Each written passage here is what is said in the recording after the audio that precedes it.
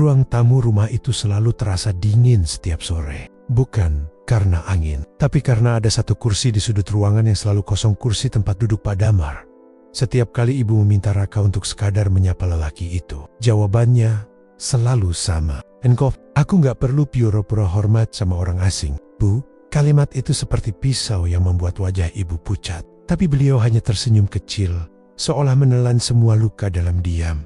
Setahun yang lalu, setelah bertahan-tahan hidup berdua dengan ibunya, Raka dikejutkan oleh kehadiran seorang pria parubaya bernama Damar. Ibu bilang, ia adalah teman lama yang kini menjadi suaminya. Raka, yang waktu itu baru lulus SMA, merasa marah. "Ibu nggak bisa nunggu aku selesai kuliah dulu, baru juga nyaman hidup berdua. Sekarang malah bawa orang lain?" Tapi ibu hanya menjawab lembut, "Nak, hidup ibu juga butuh teman berbagi. Kamu nggak usah khawatir, Pak Damar orang baik." Tapi Bogi Roka, lelaki itu tidak pernah jadi orang baik. Suara langkahnya di rumah membuat suasana berubah. Setiap kali pria itu berbicara, Raka merasakan amarah yang tak jelas alasannya. Bagi Raka, Damar adalah pengganggu orang asing yang mencoba merebut kasih sayang ibu. Setiap pagi, Damar berusaha bersikap ramah. Ia menyiapkan sarapan, memperbaiki motor Raka, bahkan beberapa kali mencoba mengajak bicara tentang kuliah. Namun Raka selalu menepis dengan dingin. "Gak usah, sok peduli. Saya gak butuh perhatian dari orang yang gak ada hubungannya sama saya." Damar hanya mengangguk pelan. Ia tak pernah membalas marah, hanya diam dan tersenyum. Kadang, ia menatap Raka lama-lama dari kursi di ruang tamu itu, seolah ingin mengatakan sesuatu, tapi tertahan. Ibu mencoba menjembatani mereka. "Nak, kamu gak tahu betapa besar usahanya untuk bisa dekat sama kamu." Tapi Raka menjawab ketus, "Dekat, deh aku mah pura-pura, baik di depan ibu. Kalau ibu gak ada, dia cuma duduk diam kayak patung. Buang waktu aja." IBU Tedium, matanya berkaca-kaca. Tapi Raka terlalu keras kepala untuk peduli. Baginya, ibunya sudah melakukan kesalahan besar dengan menikahi pria itu. Suatu pagi, hujan turun deras. Ibu menyiapkan sarapan, tapi Damar belum juga turun dari kamar. Raka duduk di meja makan, memainkan sendok tanpa selera. "Mana suami kesayangan ibu? Telat bangun, ya?" Ibu menatapnya dengan wajah tegang. "Pak Damar sakit dari semalam, Nak. Dia nggak mau dibawa ke dokter." Raka mendengus. "Pak, mungkin cuma pura-pura supaya dikasih perhatian." Beberapa jam kemudian, suara siren mobil ambulans memecah keheningan. Raka melihat tubuh Damar dibawa keluar dari kamar dengan selimut putih menutup wajahnya. Ibu menjerit histeris. Raka berdiri kaku di ambang pintu, menatap punggung yang terbujur kaku itu, dan untuk pertama kalinya, ia merasa ruang tamu rumah itu benar-benar kosong. Kursi yang biasanya diduduki Damar kini kosong, sepi, dingin, hampa. Hari-hari berikutnya berjalan seperti kabut. Ibu jarang bicara, hanya duduk memandangi kursi itu. Raka mencoba bersikap biasa, tapi setiap kali lewat di depan kursi kosong itu, hatinya bergetar. Malam itu, ia melihat ibu menangis di ruang tamu, menggenggam sebuah surat. "Bu, masih nangisin dia terus?" tanya Raka dengan nada yang berusaha tegas. Ibu menatapnya, matanya merah, lalu berkata lirih, "Kamu nggak tahu, Nak. Kamu sama sekali nggak tahu siapa dia sebenarnya." Raka "Siapa?" ayah tiri sok bijak itu. Ibu menutup wajahnya dengan kedua tangan, lalu menangis semakin keras. "Dia bukan ayah tirimu, Raka. Dia ayah kandungmu." Rocket, dunia seolah berhenti berputar. Ibu lalu bercerita dengan suara gemetar. Bertahun-tahun lalu, saat Raka masih kecil, ayahnya meninggalkan rumah karena kesalahpahaman besar. Ia merasa tak layak menjadi ayah, lalu pergi tanpa jejak. Beberapa tahun kemudian, ia ingin menebus semuanya. Tapi ibu menolak. Awalnya hingga akhirnya mereka sepakat ia boleh datang kembali sebagai orang lain. Dengan nama baru, Damar. Ia ingin menebus masa lalunya. Ia ingin mengenal anaknya tanpa beban masa lalu. "Dia cuma ingin kamu memanggilnya ayah sekali saja. Tapi kamu gak pernah mau," ucap ibu di sela tangisnya. Raka menatap kursi kosong itu. Bayangan Damar duduk di sana terlintas di pikirannya senyum lembutnya. Kesabarannya dan diamnya yang ternyata bukan karena benci, tapi karena menahan rindu seorang ayah kepada anaknya sendiri. Dan kini, semuanya sudah terlambat. Setiap malam, Raka duduk di kursi itu. Ia membelai sandaran kayu yang dulu sering dipakai Damar, seolah berharap kursi itu masih menyimpan sisa kehangatan yang pernah ada. Pak, suaranya bergetar. Maaf, atau mungkin, ayah, air matanya jatuh. Cahaya lampu ruang tamu memantul di wajahnya, yang kini tampak lebih dewasa, tapi juga lebih kosong. Kursi itu tetap di sana kosong, tapi penuh cerita. Dan di antara keheningan malam, hanya terdengar suara penyesalan yang terlambat diucapkan. Hujan turun sejak pagi, langit kelabu, udara lembab, dan suara rintik hujan menyusup lewat jendela ruang tamu yang sedikit terbuka. Di sana, Raka duduk diam di kursi yang dulu milik Damar. Kursi itu kini menjadi semacam tempat penebusan tempat ia menunggu sesuatu yang tak akan pernah kembali. Sudah seminggu sejak pengakuan ibu malam itu, tapi setiap kali mengingatnya, dada Raka masih terasa sesak. Ia memutar ulang semuanya. Cara Damar memanggilnya dengan lembut, cara ia diam saat dihina, dan tatapan penuh arti yang dulu selalu ia abaikan. Kenapa nggak bilang dari awal, Bu? Gumamnya lirih. Ibu yang duduk di dekat jendela tak langsung menjawab. Wajahnya tampak lelah, matanya bengkak karena terlalu sering menangis. Dia minta ibu jangan bilang, katanya, kalau kamu tahu terlalu cepat, kamu mungkin akan menolak lebih keras. Raka menggigit bibir, menunduk. Tapi sekarang malah terlambat semua. Ibu hanya mengangguk pelan, menatap keluar jendela. Hujan makin deras, dan di tengah kesunyian itu, suara jam dinding berdetak pelan jadi satu-satunya suara yang menemani mereka. Beberapa hari kemudian, seorang pria datang ke rumah. Ia mengenakan jaket abu-abu dan membawa kotak kayu kecil. Saya teman almarhum Pak Damar.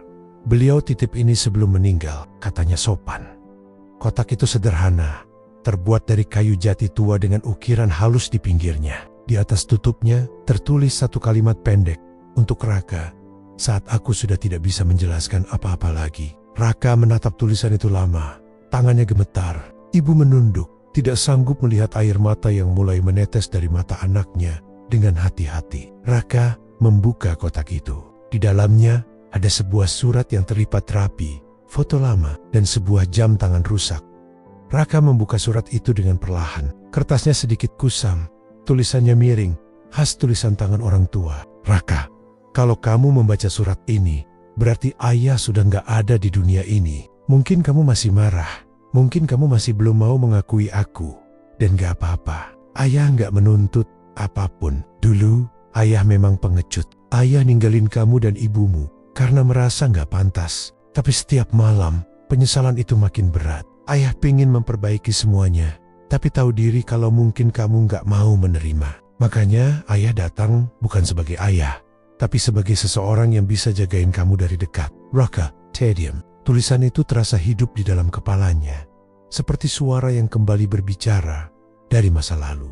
Ayah tahu kamu benci, tapi tiap kali kamu marah, ayah justru merasa bersyukur, karena itu tandanya kamu masih punya hati. Ayah pengen kamu tumbuh jadi orang baik, yang berani minta maaf, dan memaafkan bukan seperti ayah yang cuma bisa menyesal di akhir. Kalau kamu baca ini, tolong jangan buang kursi di ruang tamu. Itu kursi pertama yang ayah buat sendiri, waktu tahu kamu suka duduk di situ waktu kecil. Ayah berharap, suatu hari kamu bisa duduk di situ dengan hati yang tenang. Tinta di bagian akhir surat itu sedikit luntur, mungkin karena terkena air mata sebelum dikirim. Raka menutup surat itu dengan tangan bergetar. Matanya sudah tak sanggup menahan tangis.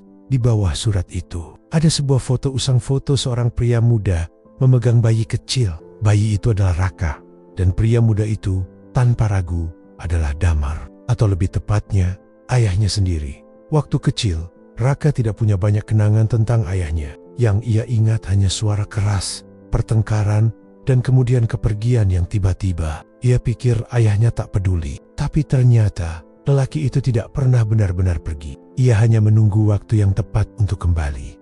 Raka menatap foto itu lama. Ayah, suaranya pelan, patah-patah, kalau aja waktu bisa diputar balik. Ibu memeluk Raka dari belakang. Untuk pertama kalinya sejak lama, mereka menangis bersama. Tangisan yang bukan hanya karena kehilangan, tapi juga karena pengampunan yang baru datang setelah terlambat. Sejak hari itu, Raka mulai memperhatikan hal-hal kecil yang dulu tak pernah ia pedulikan. Sabun cuci motor yang masih setengah terpakai di gudang, paku kecil di dinding, tempat Damar dulu menggantungkan jaketnya. Buku-buku tua di meja ruang tamu yang isinya catatan tangan Damar tentang cara menghadapi anak remaja keras kepala. Di salah satu catatan tertulis, "Raka cepat marah, tapi hatinya lembut. Jangan dibalas dengan emosi, balas dengan kesabaran. Dia cuma butuh waktu." Kalimat itu menghantam batinnya. Ia menutup buku itu, lalu kembali menatap kursi kosong di sudut ruangan. "Kursi ini," katanya pelan, "tempat dia nunggu aku berubah." Minggu berikutnya, Raka dan ibu pergi ke makam Damar. Hujan baru saja reda, tanah masih basah, udara dingin menusuk kulit. Raka berdiri di depan batu nisan yang sederhana tanpa gelar, tanpa hiasan mewah. Hanya nama, Damar Wijaya, dan tanggal lahir yang baru kini terasa berarti. Ia berlutut, menaruh surat itu di atas pusara, dan menundukkan kepala. "Maaf, ya." Suaranya serak, nyaris tak terdengar. "Aku udah terlalu keras kepala. Aku pikir ayah cuma orang asing yang mau ngambil ibu dariku. Aku nggak tahu kalau selama ini ayah cuma mau punya kesempatan kedua." Air matanya jatuh satu persatu ke tanah basah. "Aku janji, kursi itu nggak akan aku buang. Aku bakal jaga, biar nanti anakku tahu. Dulu aku punya ayah yang sabar banget. Meski anaknya nggak pernah tahu siapa dia sebenarnya." Ibu menatap dari jauh, menutup mulutnya agar tangisnya tak pecah. Beberapa minggu kemudian, Raka mulai menata ulang ruang tamu. Ia memperbaiki kursi itu sendiri, mengamplas bagian yang retak, mengecat ulang dengan warna yang sama seperti dulu. Kini, kursi itu terlihat baru lagi, tapi tetap menyimpan cerita lama di serat kayunya. Kadang, saat sore, Raka duduk di sana sambil membaca buku. Di meja kecil di depannya, jam tangan rusak milik Damar ia letakkan seperti simbol kenangan yang tak pernah mati. Dan entah mengapa, setiap kali ia menutup mata, ia seolah masih bisa mendengar suara lembut yang dulu sering ia abaikan. "Jangan marah terus, Nak. Hidup ini gak sepanjang yang kamu kira." Raka tersenyum tipis. Ruang tamu itu tidak lagi terasa kosong. Kursi itu kini bukan lagi milik seorang ayah yang sudah tiada, tapi menjadi pengingat abadi tentang kasih sayang yang sempat tertunda. Sudah hampir 2 bulan sejak kepergian Pak Damar. Tapi buat Raka, bayangannya belum benar-benar pergi. Setiap pagi, ketika sinar matahari menembus tirai ruang tamu dan jatuh tepat di atas kursi itu, Raka merasa seolah seseorang masih duduk di sana diam, tersenyum, dan memperhatikannya dari jauh. Kursi itu sudah diperbaikinya. Dulu retak di bagian sandaran, tapi kini halus kembali, dilapisi cat baru. Namun bagi Raka, yang paling berharga bukan kayunya, melainkan kenangan yang menempel di setiap goresan. Ia sering duduk di sana sendirian, menatap kosong ke arah pintu rumah, seakan menunggu seseorang datang mengetuk lagi. Raka kini sudah mulai kuliah, tapi entah kenapa, rumah itu terasa makin sunyi. Ibu lebih banyak menghabiskan waktu di dapur atau taman. Sementara Raka sering berdiam diri di ruang tamu sepulang kuliah. Kadang, teman-temannya mengajaknya nongkrong, tapi ia menolak. "Enggak, makasih, aku mau di rumah aja," jawabnya singkat. Ia tidak bilang kalau alasan sebenarnya adalah rasa bersalah yang belum tuntas. Ada ruang kosong di dalam dirinya yang terus bergema, ruang tempat seharusnya sosok ayah hadir. Malam-malam tertentu, ia merasa mendengar suara langkah kaki menuju ruang tamu. Kadang, kursi itu berderit pelan saat angin malam lewat, membuat Raka tersenyum getir. "Mungkin ayah lagi duduk di situ ya," bisiknya lirih. Suatu sore, saat sedang membersihkan laci meja tamu, Raka menemukan selembar kertas kecil yang terlipat rapi di bawah tumpukan buku. Tulisan di bagian atasnya hampir pudar. Untuk Raka, kalau sempat ayah mau lanjut nulis ini, surat itu hanya berisi beberapa kalimat pendek, seolah belum sempat diselesaikan. "Raka, nanti kalau kamu dewasa dan punya anak, jangan ulangi kesalahan ayah. Jangan pergi waktu anakmu marah. Kadang anak cuma butuh didengar, bukan dihakimi. Ayah belajar itu terlambat. Kalau kamu baca ini, artinya ayah udah kalah sama waktu. Tapi nggak apa-apa, karena yang penting kamu tahu, dari awal sampai akhir, ayah nggak pernah berhenti nyayangin kamu." Raka menatap tulisan itu lama. Huruf-hurufnya tidak rapi. Beberapa baris berhenti di tengah kalimat, seolah ditulis dengan napas tersengal. Dia nulis ini sebelum sakit parah, gumamnya pelan. Surat itu akhirnya disimpannya di dompet, di antara kartu kuliah dan foto kecil dirinya bersama ibu. Ia ingin membawanya kemanapun pergi sebagai pengingat bahwa kasih seorang ayah tak pernah benar-benar mati. Hari-hari berjalan, dan perlahan Raka mulai berubah. Ia lebih sabar, lebih banyak mendengarkan daripada membalas dengan emosi. Ibu sering memperhatikannya, diam-diam. Ada rasa haru di wajahnya setiap kali melihat anaknya membantu tanpa diminta, atau menenangkan diri sendiri ketika sedang kesal. "Kamu sekarang beda banget, Nak," kata ibu suatu pagi sambil menyiapkan sarapan. "Dulu kamu cepat marah, sekarang malah suka bantu ibu masak." Raka tersenyum kecil. "Mungkin karena aku udah belajar dari orang yang dulu sering aku salahin, Bu." Ibu terdiam, matanya memanas, tapi senyumnya tetap lembut. Dalam hati, ia tahu perubahan itu datang dari kursi kosong itu, kursi yang sudah mengajarkan lebih banyak dari 1000 nasihat. Suatu malam, listrik di rumah padam. Rumah gelap, hanya diterangi cahaya dari lilin kecil di meja ruang tamu. Raka duduk di kursi itu, mengusap permukaannya pelan. Tiba-tiba, ia mendengar sesuatu suara napas yang dalam, samar-samar, seperti seseorang sedang menarik napas panjang di dekat telinganya. Ia menoleh, tapi tak ada siapapun. Lalu terdengar suara pelan, nyaris seperti bisikan, "Jaga ibumu, Nak." Raka tersentak, matanya berkaca-kaca. "Ayah." Tidak ada jawaban, hanya suara lilin yang berdesis kecil karena terkena angin. Namun anehnya, Raka merasa tenang. Seolah pesan itu memang sengaja disampaikan bukan untuk menakut-nakuti, tapi untuk menguatkan. Beberapa minggu kemudian, Raka memutuskan untuk membuat sesuatu. Ia mengambil kayu bekas dari gudang, palu dan paku, lalu mulai memahat dengan tekun. Ibu menatap dari jauh, bingung, tapi tidak bertanya. Setelah 2 hari, Raka menunjukkan hasilnya, sebuah meja kecil sederhana, cocok diletakkan di sebelah kursi itu. Di bawah permukaannya, ia mengukir tulisan kecil, "Untuk ayah dari anak yang akhirnya mengerti." Meja itu kemudian ia letakkan di ruang tamu. Di atasnya, jam tangan rusak milik Damar dan foto lama yang dulu ada di dalam kotak kayu. Kini ruang tamu itu seperti berubah menjadi tempat peringatan yang hidup bukan sedih, tapi hangat. Kadang, tamu yang datang heran, "Kenapa kursi ini selalu dibiarkan kosong, Ra?" Raka hanya tersenyum dan menjawab pelan, "Karena itu tempat seseorang yang udah ngajarin aku arti sabar." Suatu sore, ketika Raka pulang kuliah, ibu sedang duduk di kursi itu. Ia tampak memejamkan mata, tersenyum kecil. Raka mendekat dan duduk di depannya. "Bu, kenapa duduk di situ?" "Ibu cuma kangen. Rasanya kalau duduk di sini kayak lagi ngobrol sama dia." Raka menatap ibunya lama, lalu ikut tersenyum. "Aku juga sering begitu, Bu. Bedanya, sekarang aku udah gak marah kalau inget dia. Aku malah ngerasa tenang." Ibu membuka mata, menatap anaknya lembut. "Berarti dia berhasil, Nak. Dia gak sul-sial berjuang buat kamu." Mereka berdua terdiam. Di luar, matahari mulai turun. Sinarnya masuk lewat jendela dan jatuh di kursi itu, membuat bayangan panjang di lantai. Raka menatapnya, lalu dalam hati ia berbisik, "Ayah, aku udah belajar. Dari diamnya ayah, dari kesabaran ayah, dari kursi yang dulu aku benci. Sekarang jadi tempat aku menemukan kedamaian." Waktu berjalan. Raka lulus kuliah, mulai bekerja, dan pelan-pelan menjadi lelaki dewasa yang bijak. Setiap kali pulang ke rumah, ia selalu menyempatkan diri duduk di kursi itu beberapa menit tanpa suara, tanpa keluhan, hanya dengan perasaan penuh syukur. Kadang, ia bercerita pada kursi itu, seolah berbicara pada ayahnya tentang pekerjaan, tentang ibu, tentang rencana masa depan. Dan meski tidak ada jawaban, Raka selalu merasa didengarkan. Suatu malam, sebelum tidur, ia berdiri di depan kursi itu, menatapnya lama. "Besok aku nikah. Ya, aku janji, aku bakal jadi ayah yang hadir sepenuhnya buat anakku. Aku gak akan pergi waktu dia marah.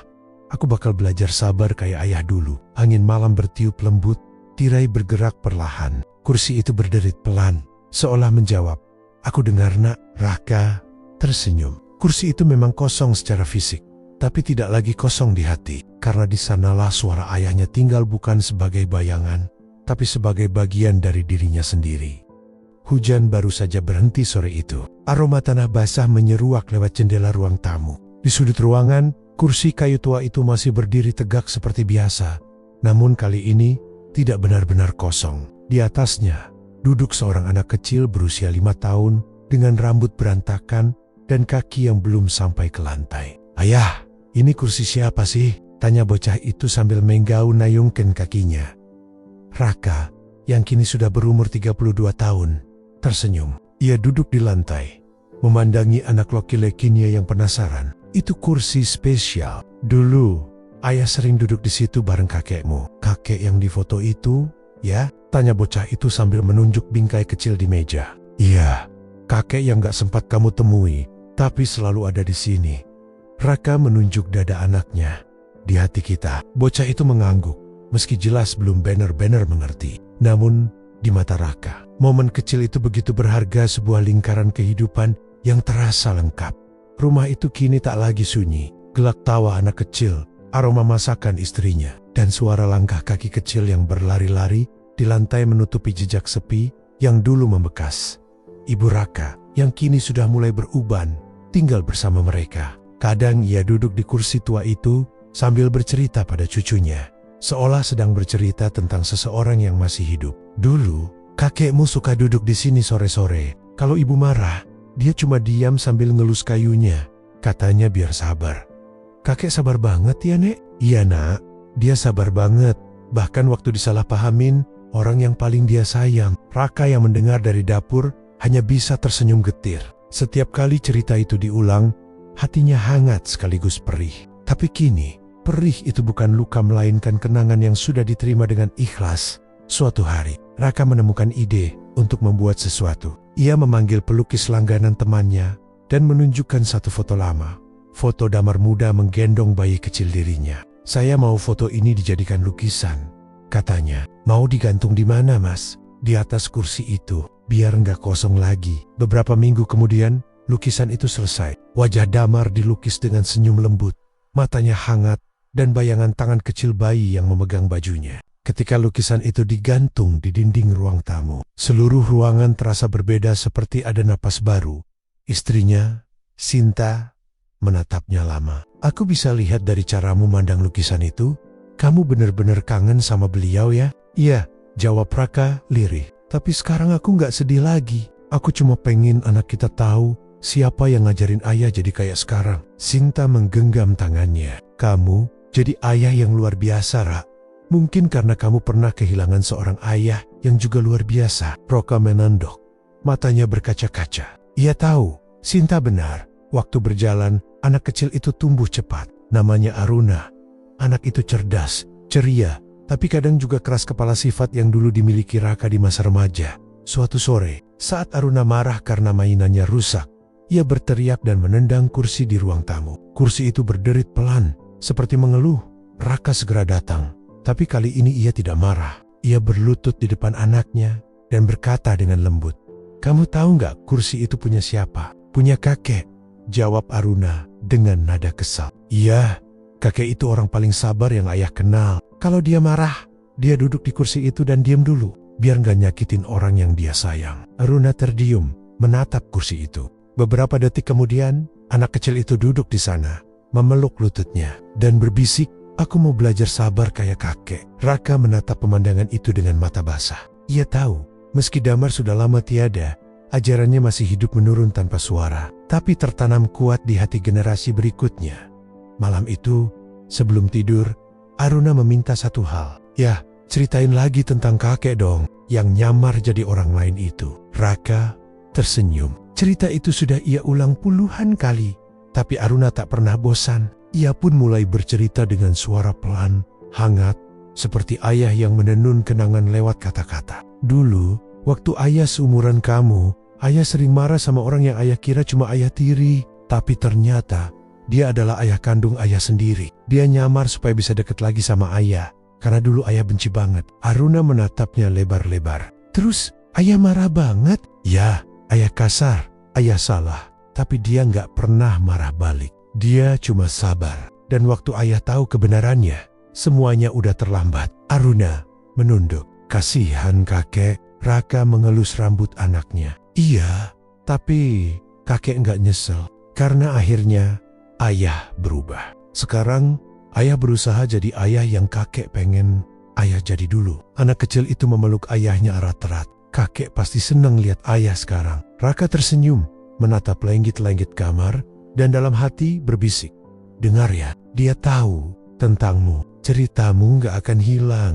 Bertahun-tahun kemudian, rumah itu tetap berdiri dengan segala kenangannya. Kursi itu, meski mulai rapuh dimakan usia, masih berada di tempat yang sama. Kadang digunakan Aruna untuk membaca buku, kadang oleh ibu untuk beristirahat sore, dan kadang oleh Raka sendiri saat ingin merenung suatu malam. Setelah semua tertidur, Raka keluar ke ruang tamu. Ia duduk di kursi itu, menatap lukisan ayahnya di dinding. Di bawah cahaya lampu redup, wajah Damar dalam lukisan itu seolah tersenyum padanya. Yah, Raka berbisik, aku udah gak marah lagi, gak benci lagi. Aku malah berterima kasih.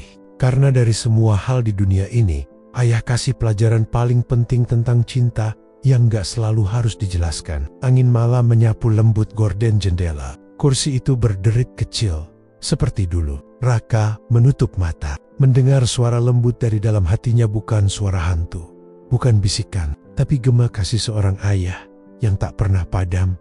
Aku bangga sama kamu, nak.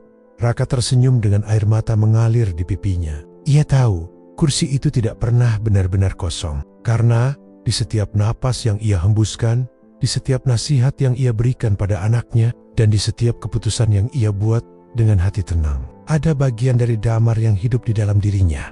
Tahun demi tahun berlalu, Aruna tumbuh dewasa, Raka menua, dan kursi itu tetap di sana sedikit goyah, tapi utuh. Ketika Raka sudah tua dan rambutnya memutih, ia sering duduk di kursi itu sambil memandangi cucunya bermain di halaman. Suatu sore, cucunya mendekat dan bertanya polos, "Kursi ini kenapa selalu dijaga, Kek?" Raka tersenyum lembut, suaranya serak tapi penuh arti. Karena dari kursi inilah 3 generasi belajar tentang cinta, kesabaran, dan penyesalan yang berubah jadi pengampunan. Cucu kecil itu hanya mengangguk, lalu duduk di pangkuan Raka. Mereka berdua memandang ke arah jendela yang memantulkan cahaya senja. Langit berwarna jingga, seperti sore-sore dulu ketika Damar masih hidup. Raka menatap kursi itu, menepuk kayunya perlahan, dan dalam hati berbisik sekali lagi, "Ayah, kursi ini gak akan kosong selama cinta dan pengampunanmu masih hidup di sini." Ia meletakkan tangannya di dada, tersenyum, dan menatap langit yang mulai memudar. Hujan kecil turun pelan seolah langit pun menundukkan kepala, mengingat sosok ayah yang dulu datang dengan diam, mencintai dengan sabar, dan meninggalkan pelajaran abadi tentang arti keluarga.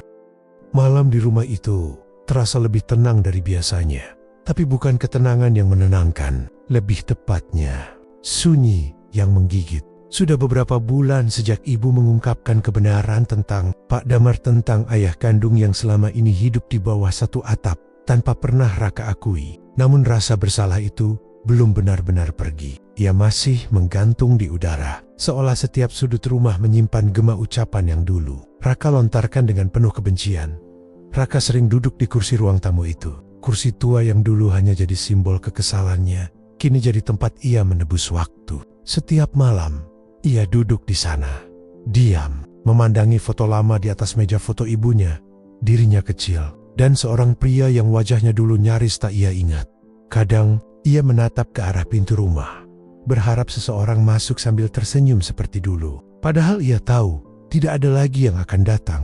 Suatu sore, ketika matahari mulai condong ke barat, dan cahaya jingga menembus tirai jendela, Raka mendengar suara ibunya memanggil dari kamar. "Nak, ibu mau kasih sesuatu." Raka menghampiri. Ibu menyerahkan sebuah amplop kuning yang sudah lusuh, dengan nama untuk Raka di bagian depan. Tulisan tangannya miring, sedikit bergetar. "Dia titip ini sebelum dibawa ke rumah sakit," kata ibu pelan. "Ibu baru bisa kasih sekarang." Raka menatap amplop itu lama. Tangannya gemetar ketika membukanya.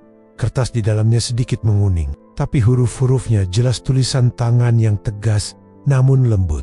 Raka mulai membaca perlahan, dan seolah setiap kalimat menusuk dadanya satu persatu. "Raka, anakku, kalau kamu membaca surat ini, mungkin ayah sudah tidak bisa bicara langsung, tapi ayah ingin kamu tahu satu hal yang paling penting. Tidak pernah ada sehari pun ayah berhenti mencintaimu. Ayah pernah salah. Ayah meninggalkan kamu dan ibumu karena merasa tidak pantas.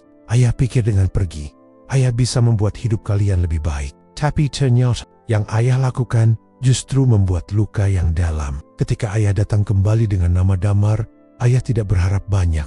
Ayah cuma ingin bisa melihat kamu tumbuh mendengar kamu tertawa, dan kalau boleh, mendengar kamu panggil ayah sekali saja. Ayah tahu kamu benci, dan ayah juga tahu itu salah ayah. Tapi setiap hinaan, setiap kata keras yang kamu ucapkan, ayah terima dengan senang hati. Karena ayah lebih memilih disakiti anaknya daripada tidak bisa melihatnya sama sekali. Kalau suatu hari nanti kamu membaca surat ini, tolong maafkan ayah. Jangan untuk ayah, tapi untuk dirimu sendiri, agar kamu bisa hidup tanpa beban dan belajar mencintai tanpa dendam.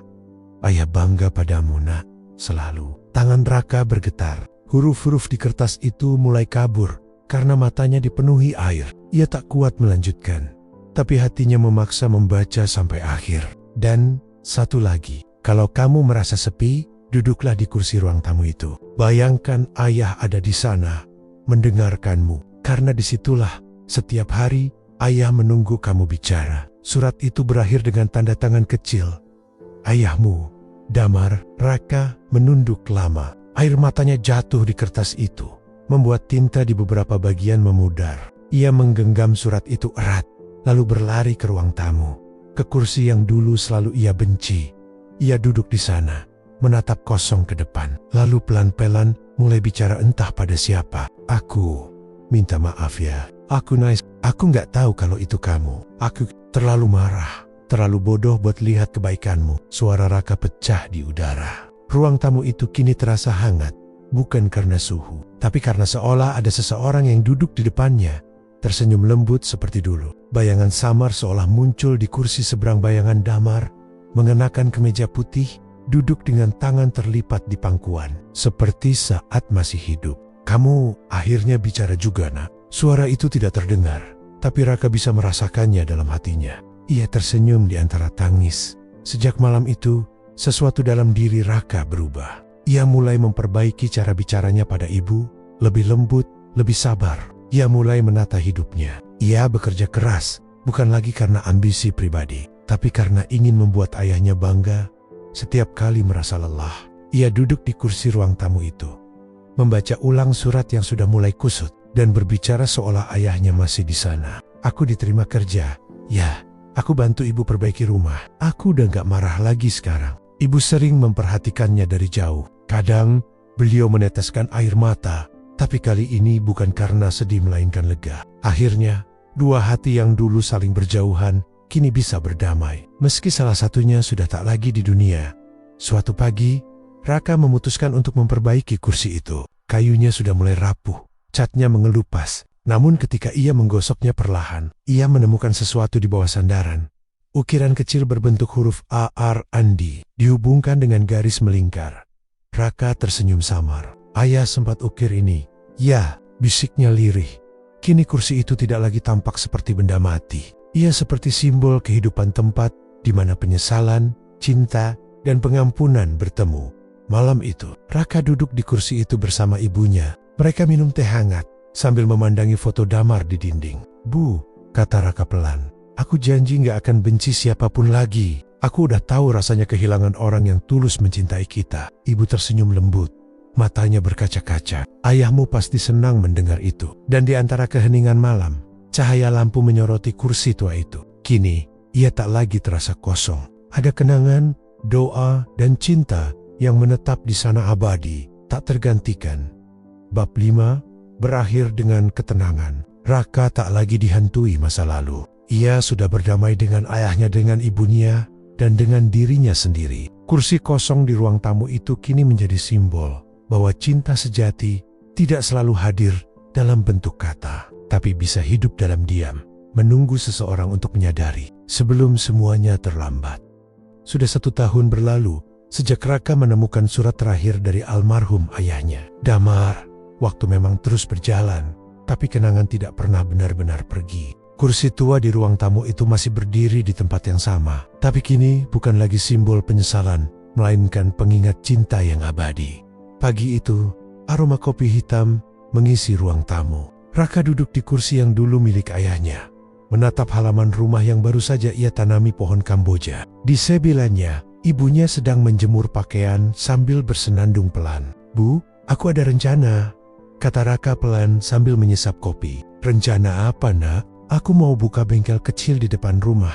Nama tempatnya, nanti aku kasih nama Bengkel Damar. Ibu menatapnya, tersenyum hangat. Kamu yakin? Iya bu, ayah kan dulu suka benerin motor, suka nyari bot-bot kecil di garasi. Aku mau terusin kebiasaan itu. Sekalian biar aku bisa bantu orang lain kayak ayah dulu. Ibu menunduk, menyeka sudut matanya yang basah. Ayahmu pasti bangga. Sejak hari itu, Raka mulai bekerja keras. Ia menabung dari hasil kerjanya di toko alat listrik, membeli sedikit demi sedikit peralatan bengkel. Setiap malam, sebelum tidur, ia selalu menatap kursi ruang tamu itu sambil berkata dalam hati, "Gak usah khawatir. Yah, aku gak akan sil-sian hidup lagi." Beberapa bulan kemudian, bengkel itu akhirnya berdiri. Kecil, tapi rapi dan hangat. Di dindingnya, Raka menggantung foto ayahnya dengan bingkai kayu sederhana. Tepat di atas meja kerja, setiap kali orang datang, Raka selalu menjelaskan dengan senyum tipis. Nama bengkelnya dari nama orang paling sabar yang pernah saya kenal. Ia tidak menceritakan kisah di baliknya kepada siapapun. Baginya, itu adalah cerita pribadi antara ia dan ayahnya, cerita yang hanya bisa dipahami lewat hati, bukan kata.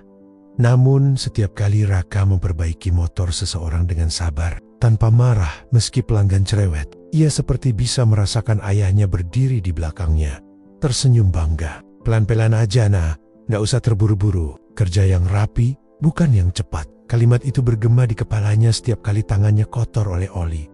Suatu sore, ibu berkata pelan saat mereka duduk di ruang tamu, "Nak, kursi itu mau kamu apakan? Kayunya sudah mulai lapuk.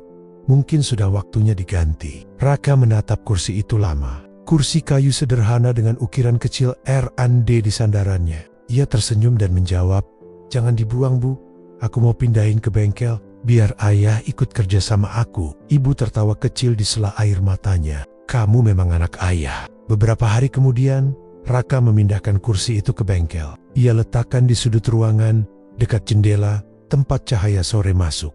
Setiap kali selesai bekerja, ia duduk di sana, menatap hasil pekerjaannya, sambil tersenyum sendiri. Kadang ia berbicara pelan, seolah ayahnya duduk di kursi itu. "Hari ini, aku bantuin orang jatuh di jalan ya. Aku dapat pelanggan baru. Aku gak marah lagi kayak dulu.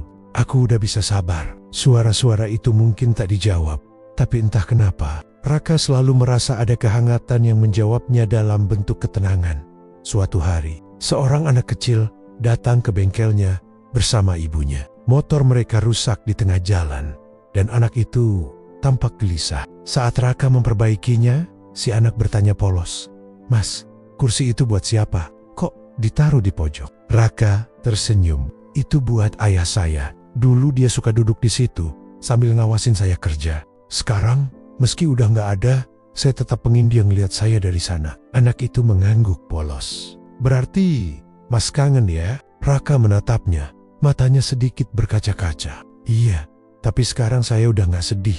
Soalnya saya tahu beliau gak pernah benar-benar pergi." Anak itu tersenyum, lalu menatap ibunya dengan cara yang lembut, cara yang membuat Raka teringat pada dirinya sendiri dulu. Sebelum hatinya keras karena kebencian, suatu malam, Raka duduk di kursi itu sambil menulis sesuatu. Kertasnya polos, tanpa tujuan, tapi tangannya menulis dengan lancar, seperti mengikuti suara di dalam hati. "Yah, hari ini bengkelku resmi jalan 6 bulan. Banyak pelanggan yang datang. Aku masih sering salah, tapi aku belajar sabar. Kadang aku ngerasa ayah duduk di kursi ini, nunggu aku berhenti kerja buat ngobrol. Aku tahu ayah udah tenang di sana, tapi aku tetap bakal terus cerita, biar ayah nggak kesepian." Ia berhenti sejenak, menarik napas dalam. "Terima kasih, ya. Karena ayah, aku belajar satu hal penting, bahwa orang yang bener-bener sayang nggak selalu perlu dimengerti, tapi cukup dirasakan." Ia melipat surat itu dan meletakkannya di bawah bantal kursi, menggantikan surat lama dari Damar yang kini sudah lusuh. 2 surat, 2 hati, 2 generasi terhubung oleh penyesalan yang telah berubah menjadi pengampunan tahan-tahan berlalu. Bengkel Damar tumbuh menjadi bengkel besar. Di depan pintunya masih ada kursi tua itu, tak pernah diganti, tak pernah dipindah. Setiap orang yang datang selalu bertanya tentang kursi kayu tua itu, dan Raka selalu menjawab dengan senyum, "Itu kursi yang ngajarin saya makna sabar." Anak-anak muda yang magang di bengkelnya sering menatap kursi itu dengan rasa ingin tahu. Beberapa bahkan bilang, mereka suka merasa seolah kursi itu menatap balik, Mungkin karena sudah terlalu banyak cerita yang tersimpan di dalamnya. Raka hanya tertawa setiap kali mendengarnya. Kalau kalian kerja sungguh-sungguh, kalian juga bisa merasakan siapa yang duduk di sana. Dan di suatu sore yang tenang, ketika bengkel sudah sepi, Raka menutup buku catatan keuangan, menatap kursi itu sambil berkata pelan, "Ya, aku berhasil loh." Angin sore berhembus lembut, menggoyangkan tirai jendela. Entah kenapa, kursi itu tampak sedikit bergetar pelan, seolah menjawab, "Ayah tahu nak." Malam turun pelan. Lampu bengkel dimatikan satu persatu. Hanya satu cahaya yang tersisa lampu kecil di atas kursi tua itu. Di sanalah cinta yang dulu ditolak kini berubah menjadi warisan. Bukan warisan harta, tapi warisan nilai, kesabaran, keikhlasan, dan cinta tanpa syarat. Raka berdiri di depan kursi itu, menunduk dalam lalu berbisik, "Selamat malam." "Ya, terima kasih udah tetap di sini, meski aku dulu gak pernah lihat." Ia mematikan lampu, menutup pintu bengkel, dan berjalan pulang bersama ibunya yang menunggu di teras rumah. Dan untuk pertama kalinya sejak bertahun-tahun, ruang tamu mereka terasa benar-benar damai. Kursi kosong itu kini tidak lagi menyimpan duka. Ia telah berubah menjadi tempat yang penuh kehidupan, tempat di mana seorang anak akhirnya menemukan kembali sosok ayahnya. Bukan dalam bentuk tubuh, tapi dalam setiap langkah yang ia ambil ke depan. Hujan turun perlahan di luar rumah, membasahi halaman tempat pohon Kamboja tumbuh rindang. Aroma tanah basah bercampur dengan aroma kopi hitam dari dapur aroma yang dulu sering mengisi rumah Raka ketika ayahnya masih hidup. Namun kali ini, rumah itu sudah berbeda. Lebih besar, lebih hangat, dan penuh suara tawa anak-anak di ruang tamu. Kursi tua dari kayu jati masih berdiri di tempatnya. Warnanya sudah pudar, tapi ukiran R&D di sandarannya tetap jelas, seperti menolak dilupakan waktu. Kursi itu kini menjadi bagian dari rumah keluarga Raka, bukan sekadar perabot, tapi bagian dari sejarah yang terus hidup. Raka kini sudah menjadi ayah, usianya 40 lebih sedikit. Ia memiliki dua anak, Raffi yang berusia 12 tahun dan Nadia, si bungsu yang baru masuk SD. Istrinya, Mira, sering menggoda bahwa Raka lebih perhatian pada kursi tua itu daripada pada dirinya. Tapi Raka hanya tertawa. "Kalau kamu tahu cerita kursi ini, kamu juga bakal jaga dia, Mir," katanya sambil tersenyum.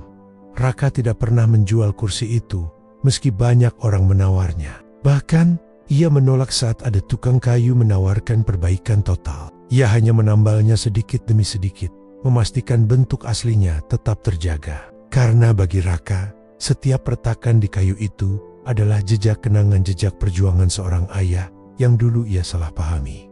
Suatu sore, Raffi duduk di ruang tamu sambil memainkan mobil-mobilan kecil. Ia menatap kursi tua itu lalu bertanya polos, "Ayah, kenapa kursi itu nggak pernah ayah buang? Padahal udah jelek." Raka menatap anaknya, tersenyum kecil. "Itu kursi punya kakekmu, kakek Damar." "Iya, kakek Damar." Raffi memiringkan kepala, penasaran. "Tapi kan aku nggak pernah ketemu kakek Damar. Dia udah meninggal waktu aku belum lahir ya." "Benar, nak.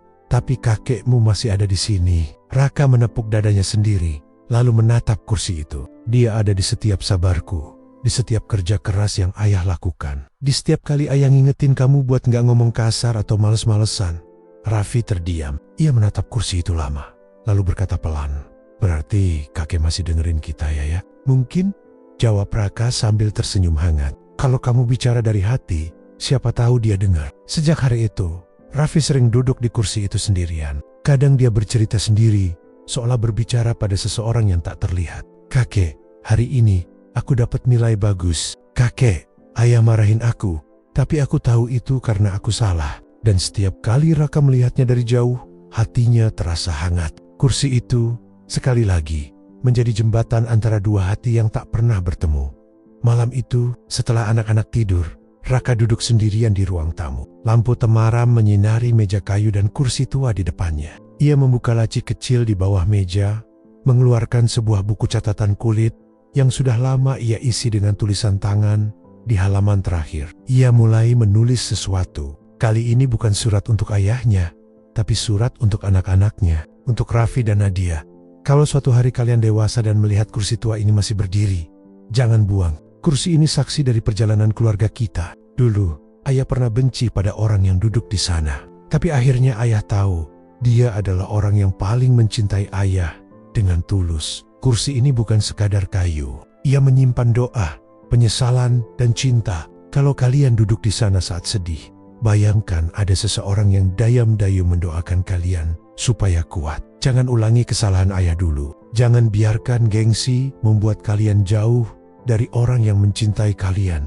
Karena kadang, cinta itu datang dalam bentuk yang tidak kita mengerti. Sayangi ibu kalian. Hargai setiap orang yang sabar menghadapi kalian. Itu cara terbaik untuk meneruskan warisan kakek kalian. Dengan cinta, Ayah. Raka menutup buku itu dan meletakkannya di bawah bantal kursi. Di tempat yang sama dengan surat dari Damar dulu. Ia tersenyum.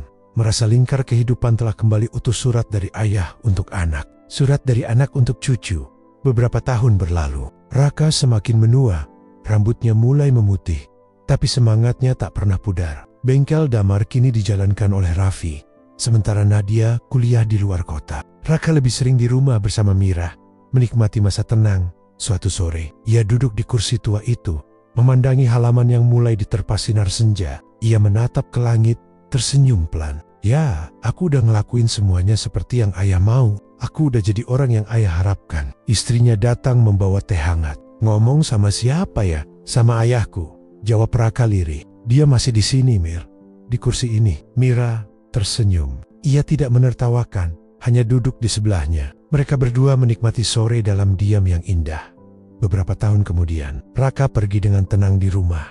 Di kursi tua itu, wajahnya tersenyum damai, seperti seseorang yang akhirnya menutup bab terakhir hidupnya dengan tenang. Raffi menemukan ayahnya pagi itu, dengan surat kecil di pangkuan. Bertuliskan, "Aku udah ketemu ayah. Sekarang kursi ini milik kalian. Jaga baik-baik." Ayah. Air mata Raffi jatuh, tapi kali ini bukan tangisan kehilangan, melainkan rasa haru. Ia tahu kursi itu kini sudah menjadi bagian dari 3 generasi Damar, Raka, dan dirinya. Beberapa bulan setelah pemakaman, Raffi duduk di kursi tua itu. Di sebelahnya, anak kecilnya sendiri, Aruna, menggenggam tangan ayahnya dan bertanya polos, "Ayah, kursi ini kenapa udah tua banget tapi nggak diganti-ganti?" Raffi tersenyum-senyum yang sama seperti Raka dulu. "Karena kursi ini punya banyak cerita, Nak. Di sini, dulu kakekmu dan buyutmu sering duduk. Mereka ngobrol, berdoa, dan saling maafkan." Anak kecil itu tersenyum. "Berarti, kalau aku duduk di sini, mereka bisa dengar aku juga ya?" "Bisa, kalau kamu ngomong dari hati." Aruna lalu duduk di kursi itu, memejamkan mata, dan berkata lirih, "Halo, kakek Damar." "Halo, kakek Raka." Raffi menatapnya, dan untuk sesaat, ia melihat sesuatu. 2 bayangan samar, duduk di belakang anaknya, tersenyum hangat ke arahnya. Bayangan seorang ayah, dan ayah dari ayahnya. Raffi menandok. Air mata menetes di pipinya, tapi kali ini, tak ada duka di dalamnya, hanya kedamaian. Malam itu, hujan kembali turun seperti di awal cerita. Suara tetesannya berpadu dengan gemericik air dari genteng. Di ruang tamu, kursi tua itu berdiri diam, dikelilingi foto-foto 3 generasi keluarga yang tersenyum bahagia. Kursi itu sudah menua, tapi masih kokoh. Ia telah menjadi saksi perjalanan cinta yang panjang, cinta seorang ayah yang tak pernah diakui, cinta seorang anak yang akhirnya menyesal, dan cinta cucu yang belajar memaafkan tanpa harus kehilangan lebih dulu. Dan di tengah keheningan malam, kalau seseorang duduk di kursi itu dan mendengarkan dengan hati, mungkin masih terdengar samar suara lembut berkata, "Kamu nggak sendirian, Nak. Kami selalu di sini menjagamu." Kisah kursi kosong di ruang tamu berakhir di sini, sebuah lingkar kehidupan yang lengkap. Tentang seorang anak yang membenci, lalu belajar mencintai. Tentang seorang ayah yang menyamar demi menebus kesalahan. Dan tentang kursi tua yang menjadi saksi bahwa cinta sejati tak pernah benar-benar hilang, hanya menunggu untuk dikenang dengan hati yang ikhlas.